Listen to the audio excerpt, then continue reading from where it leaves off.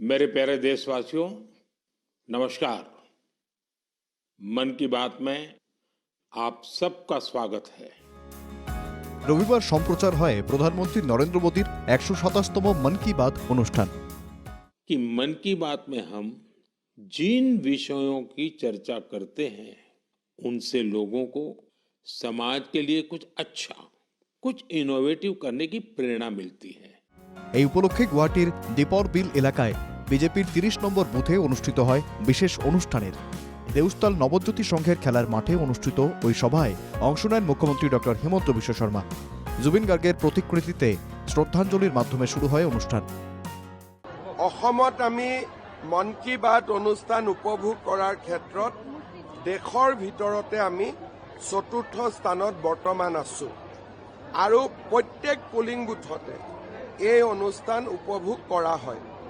আজি মই আমাৰ ৰাইজৰো অলপ সমস্যা আছিল দীপৰ বিলক লৈ বা আন বিভিন্ন সমস্যা আছিলে, মই ৰাইজৰো সমস্যা শুনিলো, লগতে মন কি বাত অনুষ্ঠানো ৰাইজৰ লগত বহি উপভোগ কৰিলো।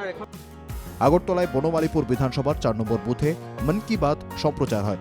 উপস্থিত ছিলেন ত্রিপুরার মন্ত্রী সুশান্ত চৌধুরী সহ কয়েকশো সমর্থক। মন্ত্রী চৌধুরী জানান, রাজ্যের প্রতিটি মানুষের মন কি বাত অনুষ্ঠান শোনা উচিত। মোদিজি যে বার্তা দিতে চেয়েছেন, উৎসবের দিন চলছে এবং দুর্গাপূজা, লক্ষ্মী পূজা, দিওয়ালি, তারপর রয়েছে ছট পূজা। তো আমাদের প্রতিটি রাজ্যে, দেশের মধ্যে বিভিন্ন ধরনের উৎসব, অনুষ্ঠান, সংস্কৃতি, খাদ্যাভ্যাস, ভাষা আলাদা আলাদা, কিন্তু তারপরেও মোদিজি এই মন কি বাত অনুষ্ঠানের মাধ্যমে প্রতিটি রাজ্যকে প্রতিটি রাজ্যের সঙ্গে জুড়ে দিয়ে ন্যাশনাল ইন্টিগ্রিটি, বন্ডিংস, সংস্কৃতিগত ঐতিহ্য, ইতিহাস এবং আগামী দিনে আমাদের কি করে পথ চলা উচিত সে দিশায় মানুষকে দিশা দেখান। মন কি বাত বিজেপির জন্য একটি বিশেষ অনুষ্ঠান। মাসিক এই অনুষ্ঠান রাজ্য থেকে বুথ পর্যায়ে সংযোগ স্থাপন করে। তাই এই অনুষ্ঠান নিয়ে প্রতিটি রাজ্যেই গেরুয়া শিবিরে দেখা যায় ব্যাপক উৎসাহ।